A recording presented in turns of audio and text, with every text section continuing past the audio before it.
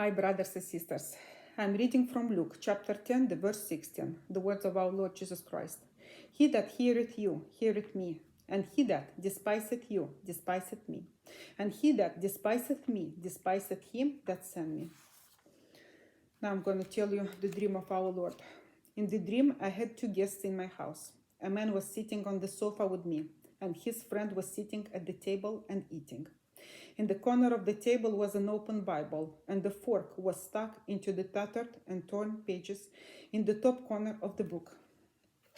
Like that.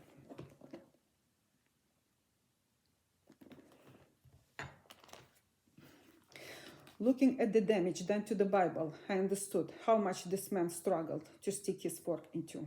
I said to him, "Excuse me, sir, but what you did to the Bible is not good." And I began to explain the gospel to him. He turned it to me and said, "Is you again. You once witnessed the gospel to me." Then I apologized. "I'm sorry, I witnessed to many people and I don't memorize all the faces." Then I realized what he did, and I said to him, "Wait a minute, I preached the gospel to you and you did that to the Bible anyway?" To which he replied, "Yes, because I don't believe in this book and you are a liar and all your stories are lies." Then I raised my hands and showing him my palms, I said to him, "Look at my hands. These palms touched our Lord Jesus Christ." He told me again, "Liar." Then I said to him, "Okay, if you don't believe in God, but you do believe in the technologies, plug me to the lie detector, the polygraph, and then we'll see if I say the truth or the lies." And suddenly a vision appeared above this man's head. In the vision, the Lord showed me what these people were doing in life. Both were friends, working for the same TV company. The man I was talking to was the TV presenter, and his friend was the camera operator. In the vision, I was watching how this TV host was interviewing the people in the street. He was so kind and smiling. I was shocked. I said to myself, "Look how good he is outside and how evil he is inside." The vision disappeared. After all this, the man at the table started talking, more precise whispering, to his friend who was sitting on the couch with me. In the end of their discussion, they started laughing. This TV presenter said to me, "Listen, we want to propose something to you. Let's fight." I agreed. In this dream, we already knew how we should fight. The face-off fight, like before the boxing match. We approached each other. I began to pray to God. "Father, without you, I'll not be able to cope. In the name of your beloved Son, please help me. Give me the strength." We looked into each other's eyes point blank. All of a sudden, he turned his eyes from me, saying, "I cannot. My eyes stink too much." After a few minutes, he said to me again, "Let's try again."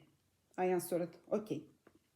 And again we approached each other, looking straight into each other's eyes. When he saw that he could no longer, he licked my lips with his tongue, trying to distract me with the seduction. I wiped my lips with my hand and continued to look him straight in the eyes. Then he turned the second time his gaze away from me, shouting, "I cannot anymore. She is burning me. This woman is burning me." Suddenly, out of nowhere, my former classmate appeared from the elementary school. Her name is Lilia Sârbu. From the beginning, I was so happy to see her and say to her, "Lilia, I am so glad to see you. I haven't seen you in a long time." But suddenly, I remembered that Lilia died in 2015 from stomach cancer.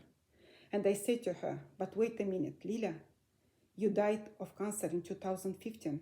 I visited your grave at the cemetery in Moldova. I don't understand." But she didn't look at me at all. She approached the man who fought with me. She sat down on the couch next to him, put her arm around his shoulders, and then they started talking and laughing together. I was trying to talk to her, to catch her attention, but she wasn't interacting with me at all.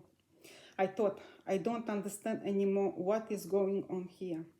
And suddenly, I heard the God's voice, and everything became clear. He spoke to me at the level of the mind. His voice sounded like a thunder and pronounced his judgment against the man who fought with me. That's what he said. Because he fought with me, the death shall embrace him. I was so horrified by this judgment that I was about to faint. I took a deep sigh and I woke up. The end of the dream. Thank you very much to watch and to listen the Lord's dream. God bless you, brothers and sisters.